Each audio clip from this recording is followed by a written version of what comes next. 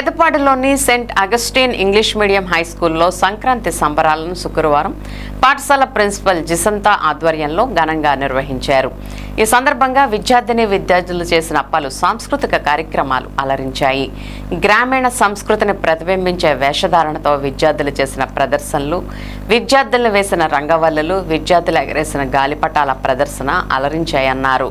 మన సంస్కృతి సంప్రదాయాలు భవిష్యత్ తరాలకు చేరాలన్నదే ఈ కార్యక్రమాల ఉద్దేశమని ప్రిన్సిపల్ జసింతా పేర్కొన్నారు.